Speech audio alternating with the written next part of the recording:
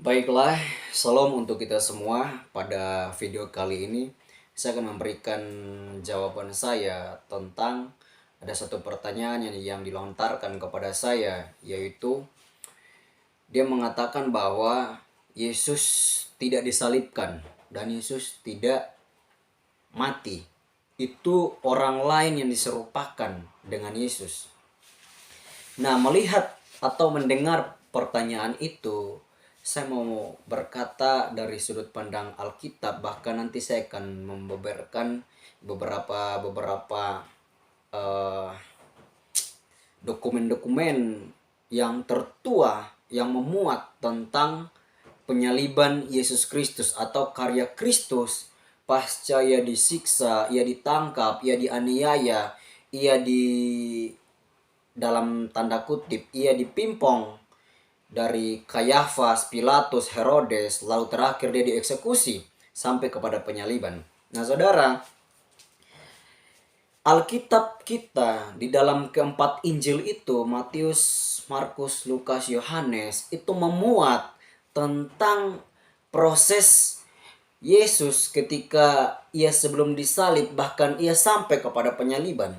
Artinya, Alkitab pun menjelaskan bahwa Yesus dia sampai kepada penyaliban, dan memang benar itu tujuan dia datang ke dunia ini untuk misi penyelamatan bagi dunia. Dia harus sampai kepada penyaliban itu. Kenapa? Medis berkata bahwa harusnya ketika Yesus dicambuk itu, dia sudah harusnya mati di situ.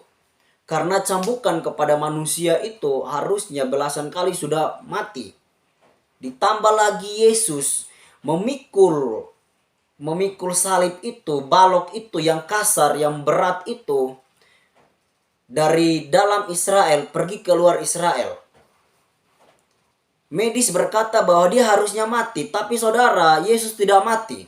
Yesus harus mati di salib karena memang untuk itu dia datang. Dia tidak bisa mati karena ditusuk, ditikam, ataupun karena dicambuk, tidak bisa. Dia harus mati di salib, dan Alkitab kita pun menjelaskan itu bahwa Yesus mati di salib. Dalam Matius pasalnya yang ke-27 ayatnya yang ke-32, bagaimana itu dimulai dari runutannya pasalnya yang ke-26. Yesus sampai kepada salib itu loh. Di dalam Matius, Markus, Lukas, Yohanes menyebutkan itu. Saya akan memberikan satu dokumen-dokumen tertua. Yang pertama, kita lihat dokumen-dokumen kekristenan, yaitu Tacitus. Tacituslah dokumen tertua. Tacitus adalah seorang sejarawan Romawi. Dia pun menuliskan tentang kisah penyaliban Yesus Kristus. Itu abad pertama. Di dalam tahun 14 sampai kepada tahun 68. Kalau saudara bisa searching di YouTube atau di Google, saudara akan tahu itu.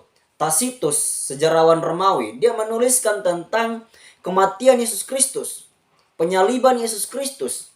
Yang kedua yaitu Josephus. Dia pun seorang sejarawan Yahudi. Dia pun menuliskan tentang penyaliban Yesus Kristus. Itu di dalam abad-abad pertama sampai ke abad-abad yang kedua. Dan dokumennya itu, dunia semua tahu itu. Lalu dokumen yang dianggap tertua yaitu Qumran itu loh, perekaman-perekaman, dokumen-dokumen gulungan laut mati yang dilihat atau diketahui di Qumran. Itu pun memuat tentang penyaliban Yesus Kristus. Lalu saudara, saya membeberkan satu dokumen non-Kristen, yaitu Talos. Saudara kalau lihat Talos itu, Talos dia menulis tentang penyaliban Yesus Kristus, kisah tentang Yesus. Bahkan tulisan dia berkata bahwa the history of world, artinya sejarah dunia pun tahu bahwa di dalam abad-abad pertama itu ada satu sosok laki-laki dari Nazaret yang disalibkan, yaitu Yesus Kristus. Talos dalam tulisannya dia itu kurang lebih tahun 55 sebelum Masehi. Dia menuliskan tentang ramalan yang ada di dalam Bible itu tentang Yesus Kristus. Artinya bahwa dunia pun tahu. Dan saudara kalau lihat buku yang memuat tentang sejarah Yesus Kristus, ribuan buku yang menulis tentang penyaliban Yesus Kristus, karya Yesus Kristus di kayu salib itu, ribuan buku yang menulis tentang kisah Yesus. Artinya bahwa dunia tahu, dan ketika kita membicarakan tentang sejarah dunia dari masa intertestamen sampai kepada masa Masehi, saudara akan tahu bahwa ketika saudara melihat sejarah dunia, maka pas di abad-abad pertama itu, saudara akan ketahui, saudara akan tahu bahwa ada seseorang yang pernah mati di salib. Dia adalah Yesus Kristus. Saudara, dunia mengetahui itu. Ribuan buku menulis tentang dia. Bahkan dunia hanya mengenal dua waktu, yaitu sebelum Masehi dan sesudah Masehi. Sebelum Masehi yang kita kenal dengan before Christ, dan sesudah Masehi, tahun Masehi yaitu Anno Domini atau tahun Kristus. Mesias atau Masehi itu diambil dari kata Mesia. Dunia tahu dua waktu itu. Artinya begini, dunia ketika kita membicarakan tentang sejarah dunia, dunia akan tahu bahwa pasca abad-abad pertama, di situ ada satu sosok yang bernama Yesus Kristus. Dia disalibkan. Jadi, jangan lagi kita berkata bahwa Yesus Kristus tidak disalib. Dia tidak mati. Dia hanya diserupakan saja. Saudara, dunia pun tahu akan hal itu. Dan kalau kita melihat dari sudut Alkitab, sudut pandang Alkitab, maka 4 Injil menulis tentang penyaliban Yesus Kristus, karya Yesus Kristus di kayu salib. Dan saudara, saya mau katakan kepada kita semua bahwa itulah tujuan dari Kristus datang ke dunia ini dalam hal misi penyelamatan bagi Anda, saya, kita semua. Dalam Yohanes 3 ayat 16 berkata bahwa karena begitu besar kasih Allah akan dunia ini. Untuk dunia ini, bukan hanya untuk Kristen, tapi untuk dunia tanpa dibatasi oleh agama apapun. Seluruh dunia, kasih Allah yang begitu besar itu bagi dunia, sehingga ia mengaruniakan anaknya yang tunggal. Itulah misi penyelamatan Allah.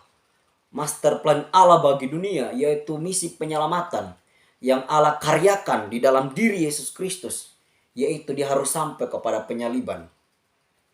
Itulah Alkitab kita berkata bahwa Yesus Kristus disalib, mati, tapi bukan hanya sampai di situ. Dia bangkit, dia naik ke surga, duduk di sebelah kanan Allah yang Maha Kuasa. Dan satu kali kelak dia akan datang untuk menghakimi dunia.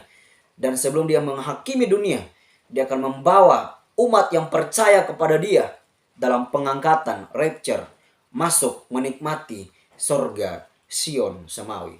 Saudara, saya mau katakan kepada kita semua bahwa karya Yesus Kristus datang ke dunia, dia sampai kepada penyaliban.